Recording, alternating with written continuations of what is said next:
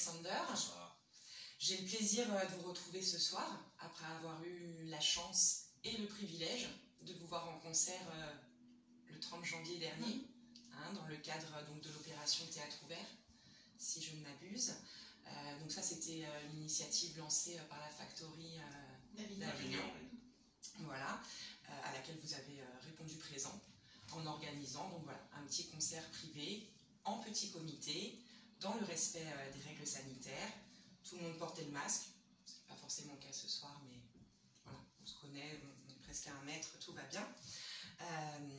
Voilà, donc moi j'ai eu la chance donc, de vous entendre jouer et de vous connaître un petit peu, mais c'est peut-être pas le cas de tous ceux qui nous regardent. Donc si en quelques mots, Sultana, voilà, si tu peux te présenter un petit peu. Tout à fait. Donc moi je suis chanteuse, auteure-compositrice, j'ai sorti 2 albums, le dernier se nomme Solaire, le premier était Mosaïque. Donc Solaire est sorti en 2017 et les chansons sont un mélange de chansons, de jazz, de world music et je chante en plusieurs langues, en français, anglais, espagnol, un peu d'arabe, donc dans un univers plutôt insulaire et solaire. Voilà. Bien. Moi j'ai connu Sultana il y a plusieurs années justement parce que j'avais démarré en 2003 et au bout de plusieurs années j'en avais marre d'être toujours seul au piano-voix. C'était un peu restrictif même pour le public et donc je voulais élargir en ayant soit des musiciens ou soit des choristes.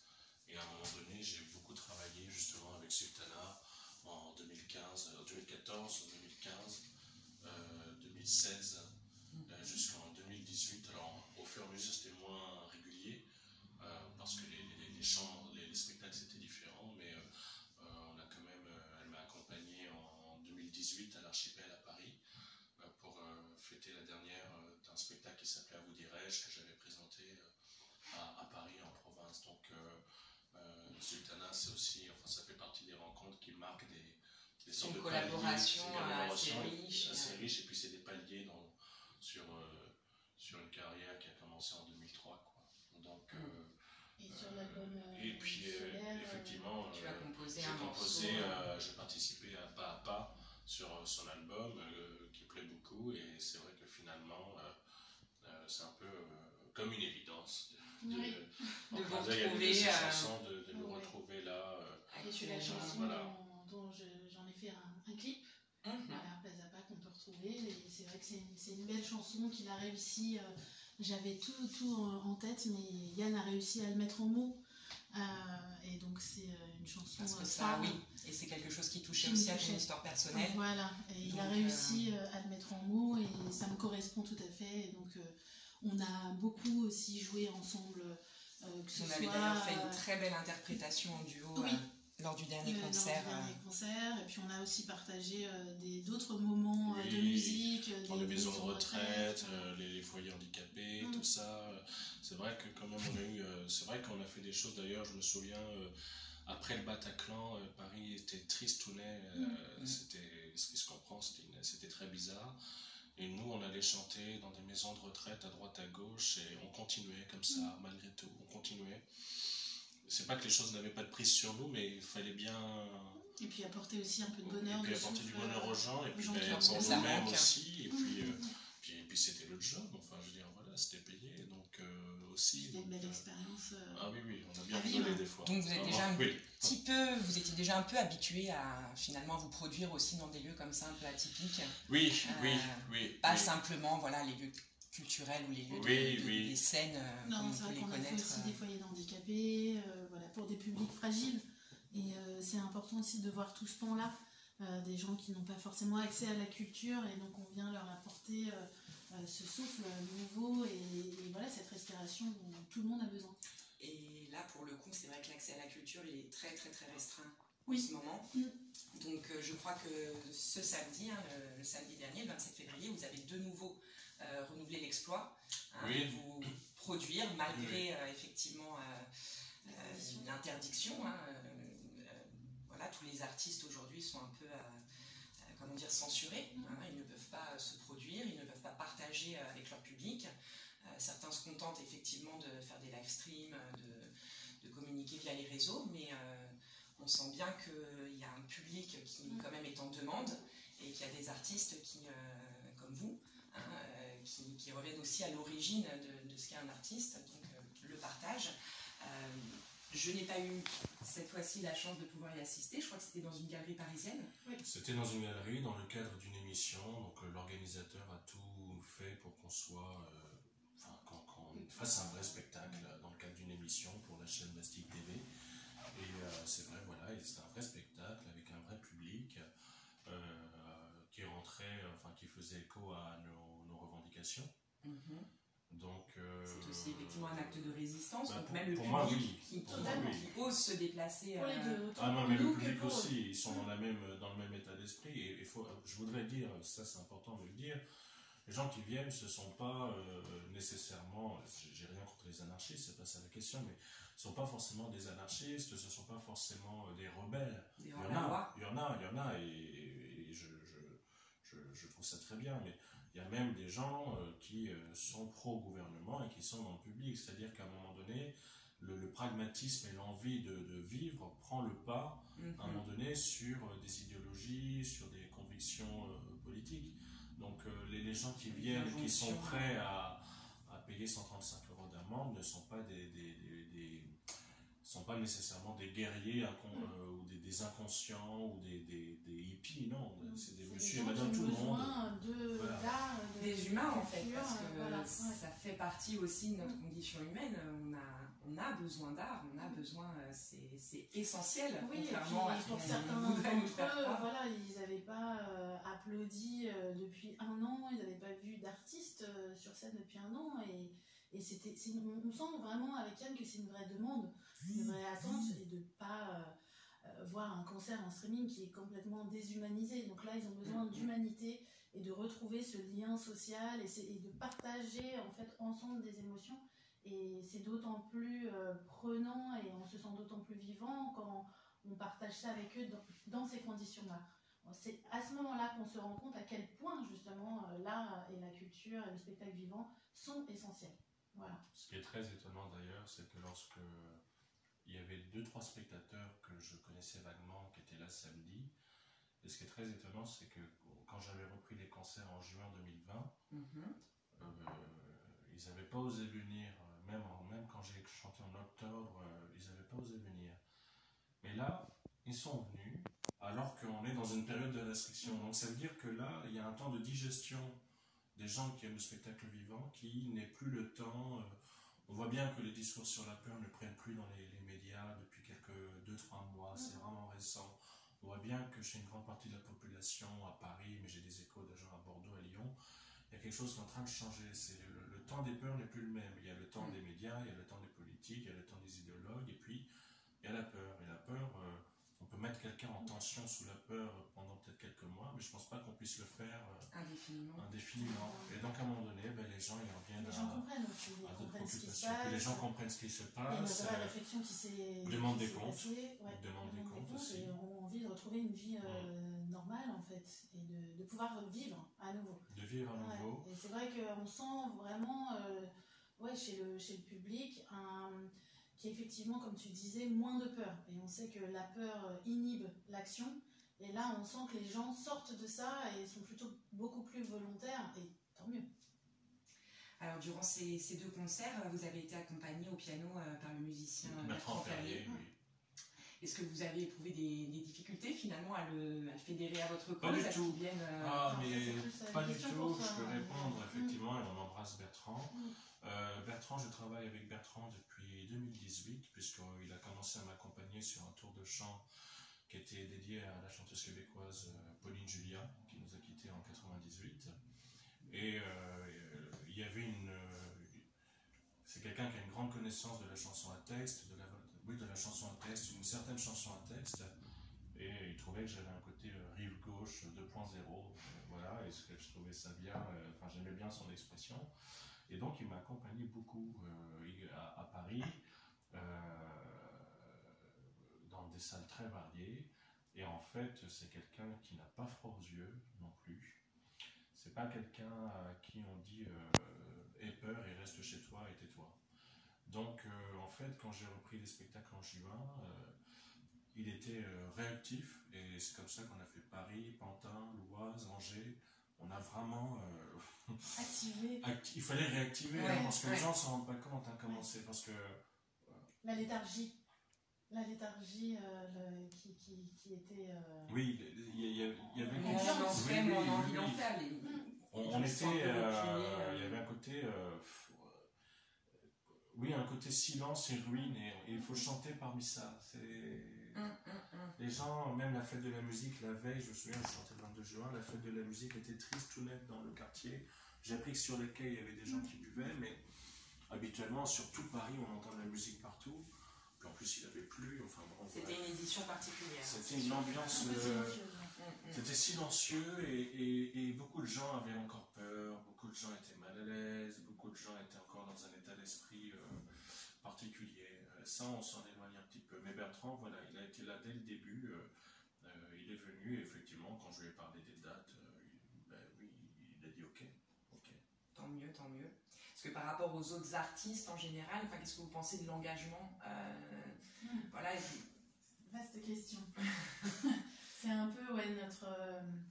Est-ce que ça se révèle justement? Est-ce que vous êtes un cas à part ou est-ce que... Oui, alors, je pense qu'effectivement on est plutôt combatif par rapport à une certaine partie du monde culturel. On s'est rendu compte avec Yann qu'à travers nos multiples appels aux artistes pour venir se fédérer, pour avoir une réflexion collective justement de ce qui se passait, pour être plutôt dans un activisme culturel, il y avait très peu de monde qui répondait présent. Et c'est vrai qu'on a senti vraiment une certaine léthargie, donc je me suis posé des questions, j'ai posé des questions à certains groupes de réflexion aussi, des groupes de musiciens, des réseaux sociaux et tout. Propre réseau et je voyais que mes appels n'avaient que très peu de réponses. Donc je leur ai posé la question et donc elles m'ont expliqué que effectivement elles étaient encore dans une sorte de sidération. Et qu'il y avait des gens comme nous, plutôt locomotives, et puis il y avait des wagons rouillés qui avaient du mal à s'en sortir, qui étaient en dépression, qui ne savaient pas comment faire.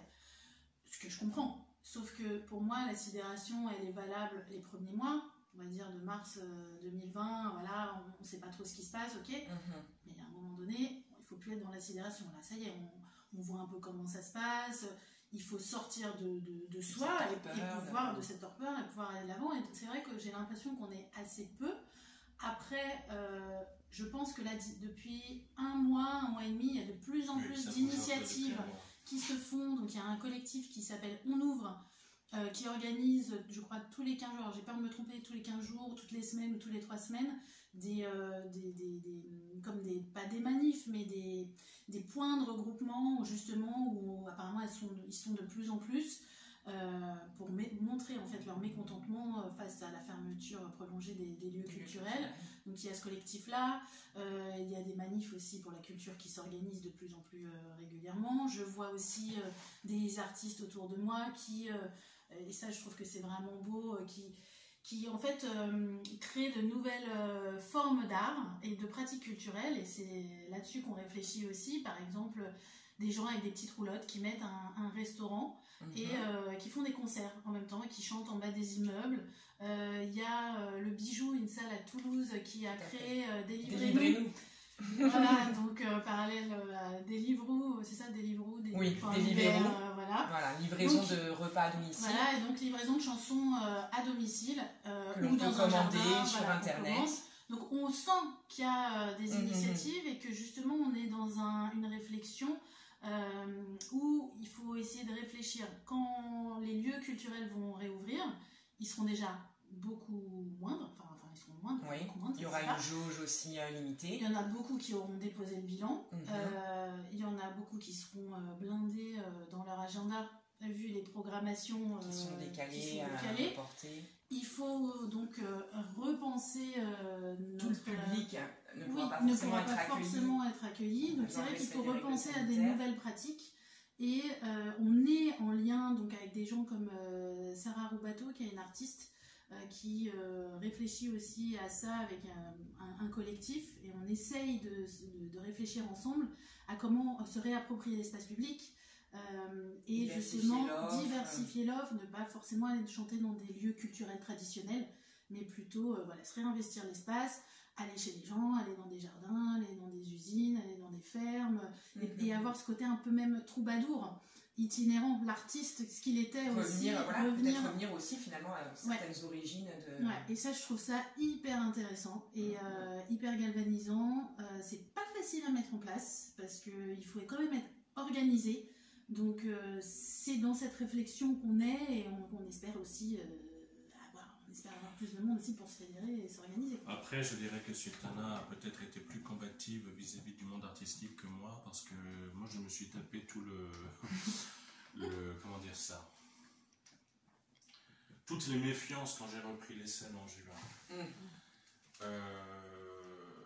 J'avoue que je n'ai pas compris. Oui, pas de la part du public, mais les organisateurs, oui, des organisateurs, des journalistes, des collègues artistes, voilà. Donc, je ne vais pas rentrer dans les détails parce que je m'en suis exprimé dans d'autres médias, mais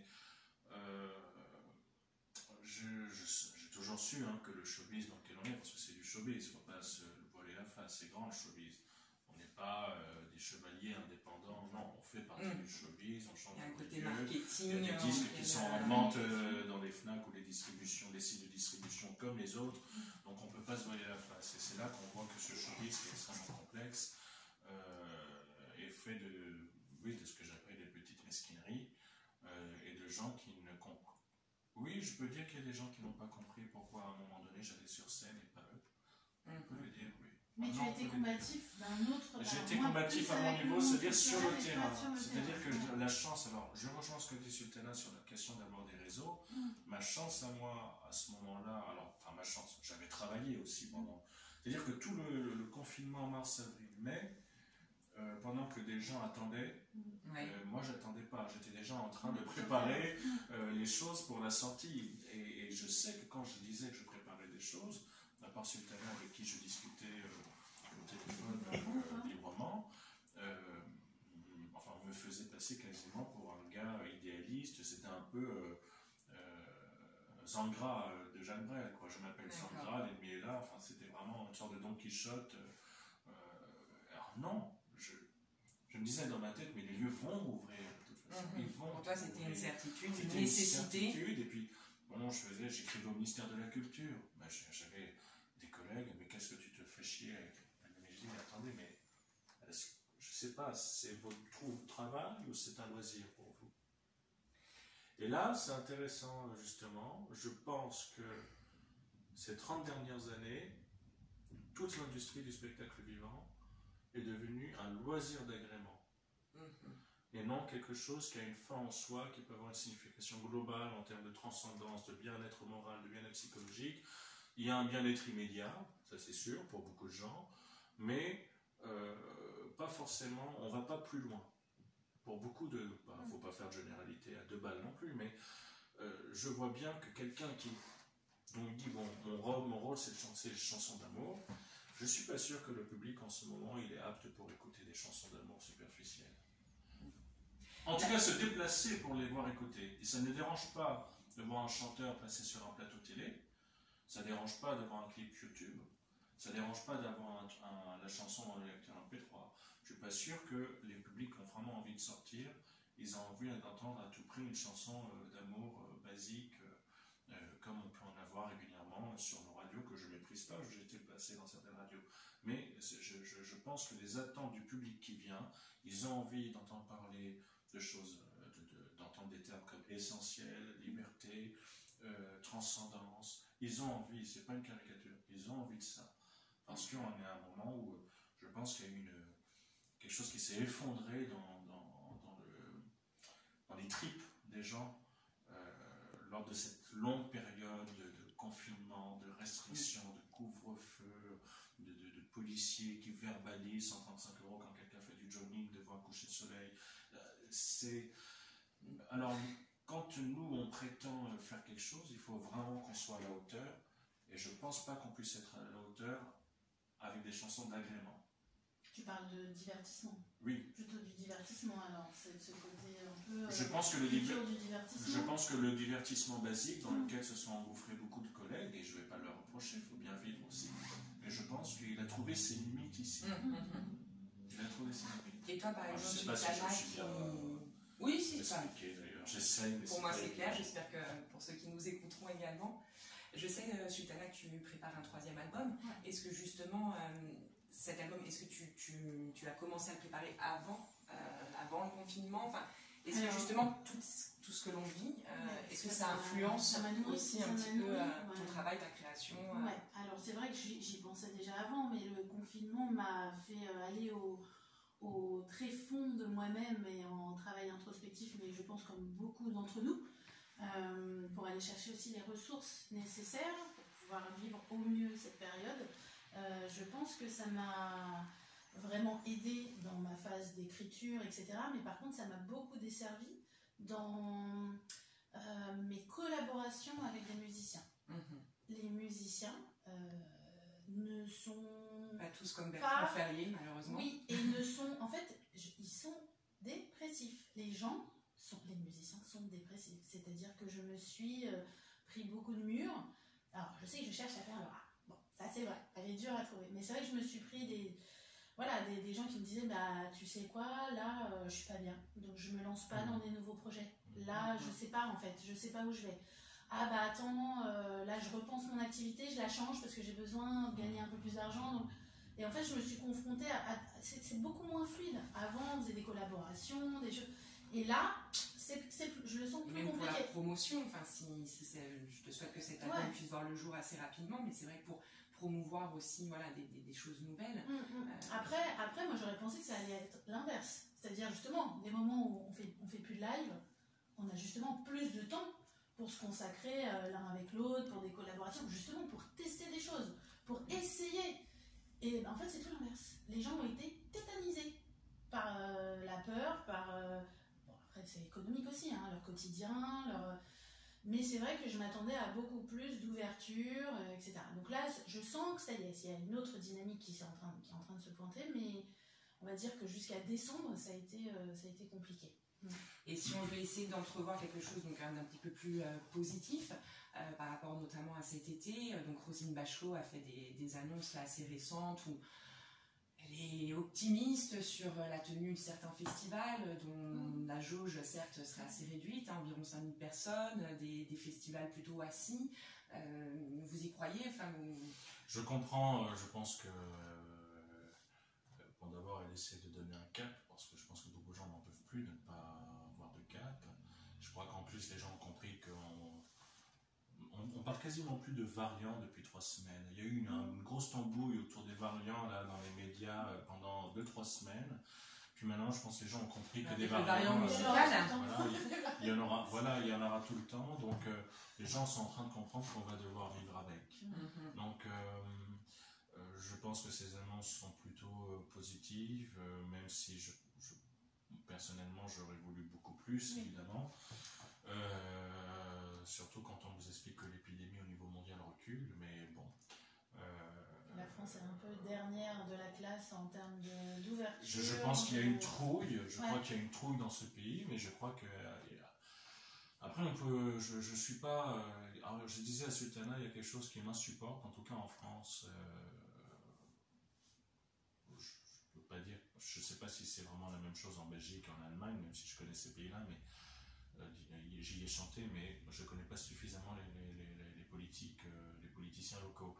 Mais cette façon de taper sur Roselyne Bachelot, je suis embêté parce que y en a qui disent qu'il faut qu'elle démissionne. Lui, pour mettre qui? Il y avait quelqu'un qui était avant Roselyne Bachelot qui s'appelait Franck Riester. Je n'ai pas l'impression qu'il a laissé des souvenirs géniaux, impérissables. Voilà, il a essayé, mais je pense que voilà, ça a été quand même un échec. Quand elle est arrivée, on a eu un peu d'espoir parce qu'elle semblait quand même assez dynamique et elle semblait quand même connaître le sujet. Maintenant, je crois qu'elle doit être tiraillée entre le gouvernement auquel elle appartient, le ras-le-bol du monde de la culture qui pèse quand même lourd économiquement. Là, elle essaye de se justifier dans les médias en disant que la culture n'est pas à l'arrêt, mais on peut lui répondre oui, mais le spectacle est vivant, oui. Donc, on ne va pas se contenter de regarder de la culture sur Internet, c'est pas possible. Donc, voilà, je sais qu'elle a pesé, enfin, c'est une rumeur qu'elle a plusieurs fois évoqué sa démission. Donc, ça a dû peser dans des arbitrages, je pense. Maintenant, on a les politiques qu'on mérite. Voilà. Bon, après, il faut dire que le fer de lance de Macron n'a jamais été la culture. Hein. Dès le départ, il n'a pas eu des grands discours pour mettre en avant Non, il n'a pas eu de grands discours, c'est mais... pas quelque chose qu'il envisage comme essentiel, et on le ressent. On le ressent, mais je crois... C'est une suite logique de sa politique gouvernementale. Je ne suis pas très étonné, mais encore une fois, je crois que c'est quelque chose, j'avais déjà constaté ça sous Hollande, j'avais constaté ça sous Sarkozy. Je crois que le dernier président qui s'intéressait vraiment à la chanson, au théâtre et tout, je me demande si c'est pas François Mitterrand finalement. En tout cas, c'est probablement celui qui a fait le plus de choses. Peut-être est-ce qu'ils a fait de façon opportuniste, j'en sais rien, mais en tout cas, quand tu citais les derniers ministres de la culture, moi tout de suite j'ai pensé effectivement à son fils Frédéric Mitterrand, qui est peut-être effectivement l'un des derniers qui a pu satisfaire aussi un petit peu. Et il a essayé, et puis les attributions, les moyens n'étaient pas forcément à la hauteur. Et c'est ça qu'on pourrait mettre aussi en avant, c'est-à-dire que en fait, cette crise-là, elle révèle beaucoup de problèmes structurels dans le milieu. Je veux dire, il y en a qui disent oui, les théâtres, il faut les rouvrir et tout, mais la situation dramatique dans les grandes villes actuellement, hors Covid, vous pouvez faire une salle pleine dans un théâtre de 50, 100, 200 places pendant une semaine, 2 semaines, et c'est toujours pas rentable. Pourquoi c'est pas rentable? Parce que la promotion, ça coûte cher, parce que la location de la salle, ça coûte cher. La personne qui, le patron de la salle ou la patronne qui fixe les tarifs de location vous expliquera que c'est parce que le propriétaire demande cher, que s'il ne peut pas payer, le propriétaire va demander à une autre société de venir. En fait, il y avait plein de choses déjà qui étaient en train de bouillir avant le premier confinement de mars. Les gens n'allaient plus autant dans les théâtres non plus avant mars. Il ne faut pas se voiler la face. Donc la crise sanitaire, elle est vraiment venue révéler ça. En fait, elle a vraiment mis ça en exergue et je suis même pas sûr. C'est un combat qui va devoir être poursuivi, même si on sort un petit peu. Complètement. Donc le public, oui, effectivement, on a un public qui est venu, qui est très proche et tout, et qui est demandeur. Je ne dirais pas que la société française est demandeuse. Je ne crois pas. Je pense qu'il y a 30 à 40% de la population qui a envie de voir du spectacle vivant. Il y a beaucoup de gens, j'en connais, il y en a qui me l'ont dit frontalement, il y en a qui l'ont mis sur les forums, qui l'ont mis dans les commentaires sur les réseaux sociaux, il y en a qui n'en ont strictement rien à faire que le spectacle vivant disparaisse. C'est vraiment pas leur affaire. En tout cas, Yann Alexander et Sultana, que la situation évolue ou non, j'espère avoir le plaisir peut-être de vous réentendre à nouveau. J'espère que vous continuerez d'être au cœur de telles initiatives.